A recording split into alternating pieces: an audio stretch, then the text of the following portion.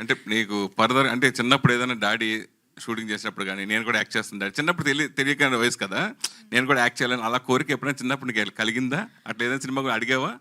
అడిగినాను నేను పుష్పకి అడిగినాను, పుష్ప 2కి కూడా అడిగాను. ఎందుకంటే మా ఫ్రెండ్స్ అందరూ, మా టీచర్స్, లైక్ ఎవ్రీ వన్, నాకు తెలిసిన వాళ్ళందరూ నేను పుష్పాలు యాక్ట్ చేస్తున్నావు అంటే ఆహా చేస్తలేను, నాకు చేయబుద్ధి అవ్వలేదు, మళ్ళీ అందరూ నేను సుకుమార్ పాపను కదా అందుకే పెట్టినారు అనుకుంటారు. కానీ that's not the actual case.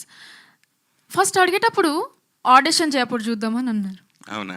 సరే, భవిష్యత్తు ఇప్పుడు ఆల్రెడీ నువ్వు ప్రూవ్ చేసుకున్నావు, డాడీ ప్రశంసలు పొందావు, మొత్తం అందరూ చూసిన వాళ్ళందరూ హ్యాపీగా. పుష్ప 3లో చేస్తావా లేదా ఫర్దర్గా ఎప్పుడైనా డాడీ డైరెక్షన్లో సినిమా అవకాశం వస్తే?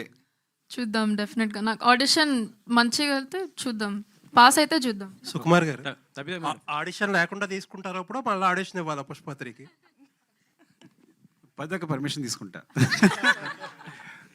తప్పే మేడం. నేను వెంకట్ ఎన్టీవీ మేడం.